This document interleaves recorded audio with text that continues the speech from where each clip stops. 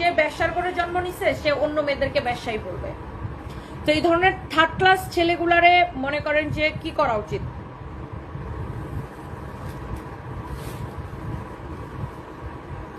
এইটা যদি কারো লাগে সেটাকে নিয়ে নেবেন। মানে আমি মনে হয় সামনে পেলে মনে হয় জুতা দিয়ে পিঠা মনে মেরে ফেলাইতাম। অসভ্য, এত অসভ্য, এরা সবাইকে উত্তক্ত করে, এরা সবাইকে উত্তক্ত করে। আর আমি দেখি না যে কাউকে এই যে সোশ্যাল মিডিয়াতে যে বুলিংটা হয়, বুলিং নিয়ে কাউকে কথা বলতে দেখি না। যখন আমরা উত্তর দেই, যখন আমরা প্রতিবাদ করি যে দেখেন আমাকে অকারণে সে ব্যবসা লিখতেছে, অকারণে, তার কোনো আইডিয়াই নেই আমার সম্পর্কে।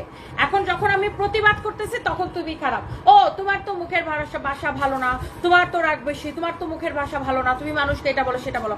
তো কই আমাদেরকে যখন মানুষ অকারণে ব্যবসা লিখে তখন তো আপনাদেরকে দেখি না একটা প্রেস কনফারেন্স করতে, তখন তো দেখি না একটা আইনি নোটিশ পাঠাইতে, যারা ফেসবুকে বুলিং করে তখন তো দেখি না যে তাদেরকে নিয়ে কথা বলতে। হ্যাঁ, কোনো মানে এইগুলা নিয়ে তো দেখি না কাউরে কথা বলতে, যে ফেসবুকে কেন মেয়েদেরকে অকারণে বুলিং করা হয়। আমাদেরকে এসে যা তা কমেন্ট করবে, কিন্তু আমাকে মুখ বন্ধ করে সহ্য করতে হবে। কেন? কারণ আমি মেয়ে। কারণ তুমি মেয়ে দেখে তোমাকে সবকিছু সহ্য করতে হবে। সরি, আমি এই মেয়ে সেই মেয়ে না লো, কি জানো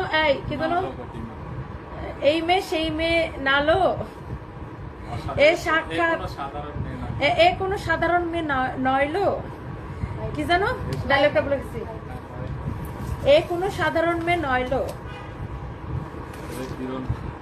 এ তো কিরণমালার হচ্ছে নাটকের মধ্যে একটা দেওয়া ছিল না, যে এ কোনো সাধারণ মেয়ে নয়লো, এ তো সাক্ষাৎ কিরণমালা।